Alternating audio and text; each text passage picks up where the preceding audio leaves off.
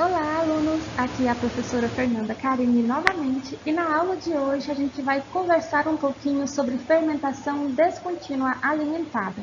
Vamos falar sobre as características dessa forma de condução de um processo fermentativo e também quais que são as suas aplicações. Por que surgiu essa forma de condução de processo? Em que casos que eles são aplicados? Então, vamos lá? Então, o processo descontínuo alimentado é um tipo de processo fermentativo que foi desenvolvido para contornar alguns problemas que apareceriam no processo anterior, que era o processo descontínuo. Lembra de alguns dos problemas que a gente comentou no processo anterior? Principalmente a limitação do substrato, a falta daquele substrato que seria essencial para o crescimento do nosso micro-organismo. Então, esse tipo de processo que nós vamos comentar agora, ele vai ter uma importância tanto na escala industrial quanto em nível de pesquisa e vai possuir diversos sinônimos. Então, se vocês lerem em algum artigo ou em alguma nota técnica termos como processo por batelada alimentada, ou fermentação descontínua alimentada, ou processo descontínuo alimentado, provavelmente eles vão estar falando da mesma forma de condução de processo. Mas o que esse processo tem de tão interessante? O que diferencia este processo do processo anterior? Vamos defini-lo, né?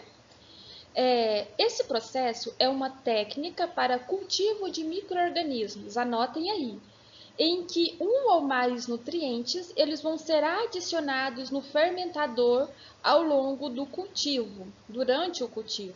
Então, a gente observa aqui que nós temos o nosso fermentador inoculado já, acontecendo a fermentação, e ao longo do cultivo, um ou mais nutrientes vão ser adicionados dentro deste fermentador.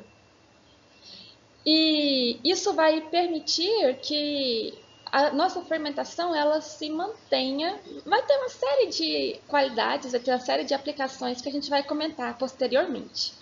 Mas um outro ponto interessante também da fermentação descontínua alimentada é que, apesar de serem adicionados um ou mais nutrientes dentro do nosso fermentador, esse mosto fermentado, este fluido fermentado, vai permanecer aqui dentro do nosso fermentador até o final da fermentação.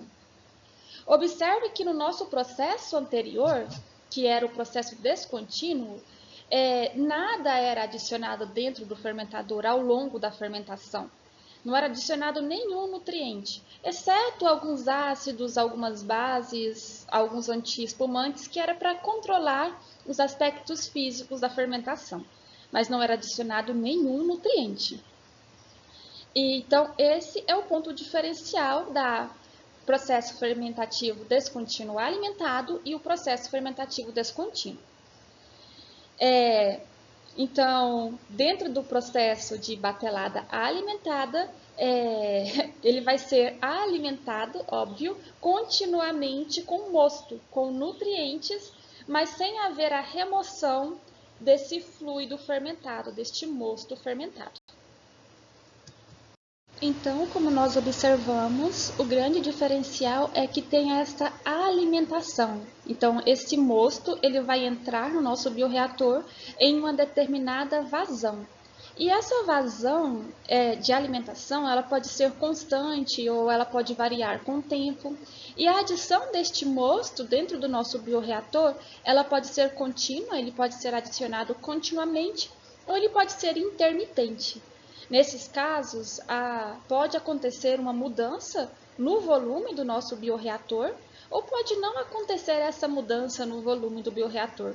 Então, tudo vai depender da concentração do substrato que vai ser adicionado dentro do nosso sistema e da taxa de evaporação do nosso sistema.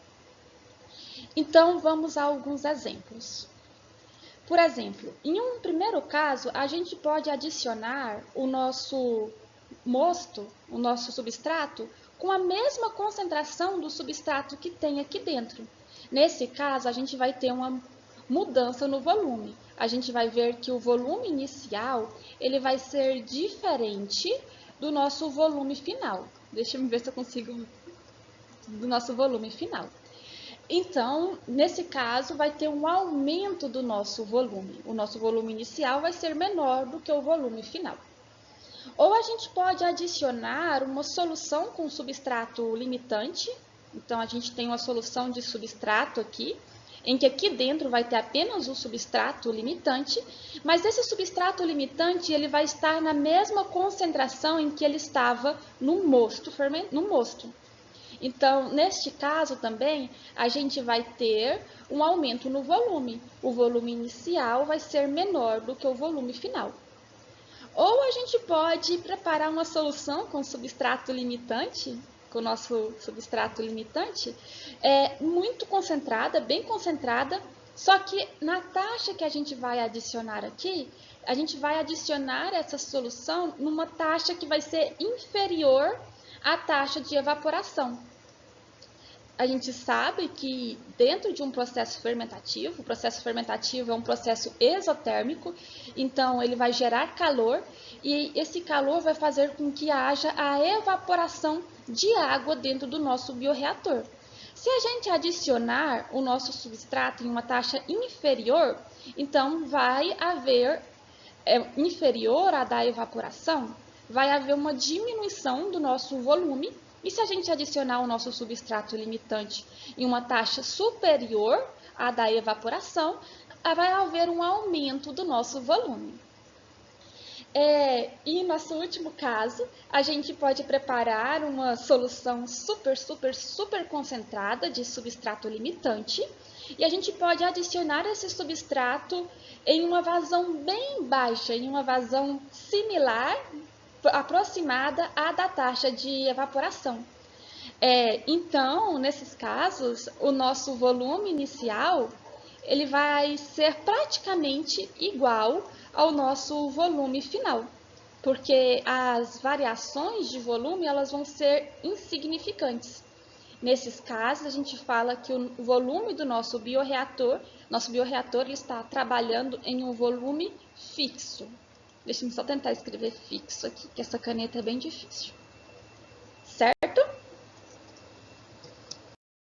Então, cada condição de trabalho, cada concentração de substrato inserido dentro do nosso bioreator vai levar a condições diferentes do nosso bioreator, a perfis diferentes, tanto de substrato, quanto de biomassa, de células, quanto de produto. Aqui nesse gráfico, nós temos a massa celular, mx, ao longo do tempo, t. Observe que do início ao final da fermentação, o nosso mx, a nossa massa celular, ela vai só aumentar ao longo da nossa fermentação. E notem que o nosso x, que é a concentração celular, ele vai cair do início do enchimento da dorna aqui até o ponto TE. Então, daqui até aqui nós temos um enchimento da nossa dorna, nós estamos abastecendo o nosso bioreator com meio, com mosto, com meio, com substrato para o nosso cultivo. Então, daqui até aqui, a nossa concentração celular, o nosso X, ele vai diminuir. E a gente viu nas nossas aulas anteriores que um cultivo, o número de células, ele vai crescer dentro do bioreator ao longo do tempo, o que vai fazer com que haja um aumento da nossa massa celular. É por isso que o nosso mx aqui, ele vai só aumentar dentro do nosso bioreator, porque é uma fermentação embatelada, nada está saindo do bioreator. Então, toda célula criada dentro do bioreator, toda célula gerada, ela vai permanecer lá dentro, aumentando assim a massa celular. A massa não está sendo removida, a biomassa não está sendo removida. Só que a nossa concentração de micro-organismos, o nosso X, ele pode ter um perfil decrescente, como a gente observou aqui, nesse início da fermentação. E esse perfil decrescente dentro da batelada alimentada acontece justamente no período de enchimento da dorna. E vocês sabem por que isso acontece, meninos? A resposta é bem óbvia. A concentração celular, ela vai depender do número de células e do volume de mosto. No período em que está acontecendo o enchimento da dorna, está havendo uma variação no volume desse mosto. O volume do mosto está aumentando e é por isso que a concentração celular ela está diminuindo neste ponto aqui. Então, é um perfil bem diferente do perfil que a gente vê em um sistema descontínuo simples. Então, meninos, aqui nós temos um novo gráfico. Este gráfico é da massa de produto em função do tempo. Como a gente sabe, nada está saindo do nosso bioreator. Então, a massa de produto, ela vai sempre estar aumentando no nosso bioreator, podendo até chegar em uma concentração em que este produto ele vai poder ser tóxico para a nossa célula, para o nosso micro-organismo. E observe que desse ponto 0 até TE, nós temos o enchimento da dorna. Observem aqui que o nosso volume do bioreator ele está aumentando neste instante. E depois, nós temos um volume constante aqui, em que esse enchimento é encerrado. Então, aqui acabou o enchimento da dorna, e a partir deste ponto, o nosso processo ele passa a ter uma característica muito semelhante ao de um processo fermentativo descontínuo clássico, que é o que a gente viu nas aulas anteriores. Aquele em que não tem a entrada ou a saída de fluido na nossa dorna, no nosso fermentador. Observe que ao longo da fermentação a concentração de substrato vai diminuindo e a massa de produto vai aumentando. Agora vocês podem estar se perguntando, né? Mas professora, como que eu vou saber quando que a fermentação vai terminar? Quando que eu tenho que parar de ficar alimentando o nosso fermentador com mosto ou com nutrientes? Pois bem, alunos, a nossa fermentação ela vai terminar a partir do momento em que a massa de produto do nosso fermentador ela vai permanecer constante. A partir do momento em que os nossos micro-organismos eles vão estar sofrendo repressão devido à concentração de produto dentro do nosso bioreator. Essa concentração de produto passa a ser tóxica. Lembra das aulas anteriores em que a gente falou sobre a toxina limitante? Pois é, quando isso acontece, significa que a fermentação ela pode ser encerrada. Devemos deixar bem claro também que parte do desenvolvimento do processo descontínuo alimentado tem ocorrido empiricamente em escala industrial. Mas o que isso significa? Isso significa que os responsáveis pelo processo eles vão sondar os resultados na prática, de forma empírica, a partir de tentativas e erros, até encontrarem o processo mais adequado possível para a sua fermentação. Aí, quando eles encontram esse processo mais adequado possível, o processo ideal, a taxa de alimentação ideal, a concentração de substrato limitante mais adequado, o tempo mais correto, o pH mais conveniente para aumentar a produtividade, para levar essa produtividade ao seu máximo, aí eles vão tentar proteger essas informações, porque essas informações elas vão ser a fórmula do sucesso. Elas vão ser cruciais para garantir que essa empresa ela se destaque no mercado. E eles podem proteger essas informações determinantes para a viabilidade da produção industrial, como um segredo industrial, em que elas não vão ser divulgadas para ninguém de fora da empresa, ou eles podem patentear esse processo, em que eles vão proteger essas informações, esse processo, como propriedade intelectual por um determinado período de tempo, e depois elas vão ser liberadas para a comunidade. Então, com isso, a gente pode encerrar a nossa aula sobre introdução ao processo fermentativo descontínuo alimentado. Eu aguardo vocês na próxima aula, em que nós vamos discutir algumas aplicações deste processo. Até lá!